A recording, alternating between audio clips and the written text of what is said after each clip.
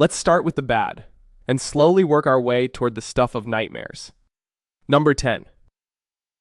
The Rat Dungeon. If you lived in medieval London, you would have heard about this one. It sat at the bottom of the Tower of London, just below the waterline of the river. And that detail is the entire punishment. Prisoners were chained there in total darkness. No light, no sound, nothing to look at. Then the tide came in. As the river rose, it flooded the rats out of the banks, and the only dry ground left anywhere was the dungeon. The prisoner never saw them coming. He only heard it. One scratch, then a dozen, then hundreds. And by the time he understood what the sound was, they were already on him. He could shake them off for an hour, maybe two. But nobody stays awake forever. And the rats did not need him awake.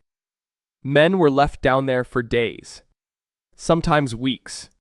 And toward the end of the medieval period, they stopped bothering with a sentence at all.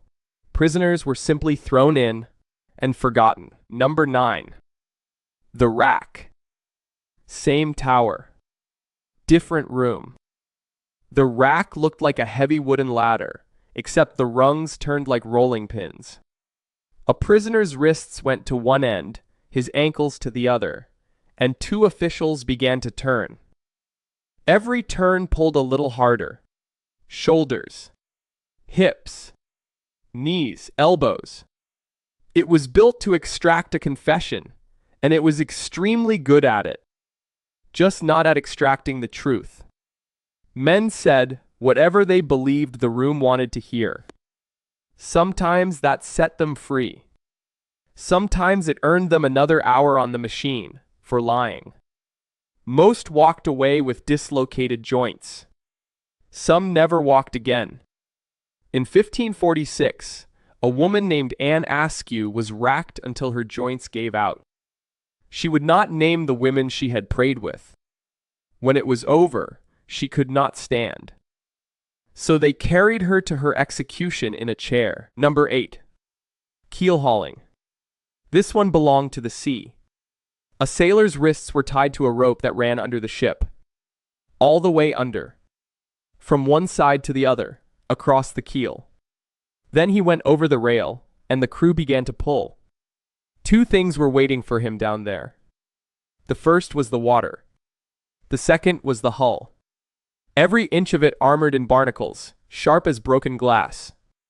If a man came back up, he came back up shredded. Most did not come back up at all.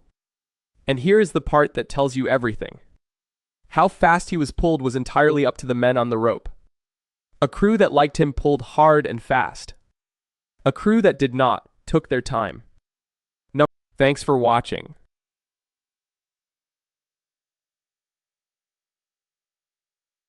Thanks for watching. That was 3 of them. The other 7 are worse, and they are coming. If you made it this far, hit subscribe and drop a like. It genuinely helps. And tell me in the comments which one you would least want to face. See you in the next one.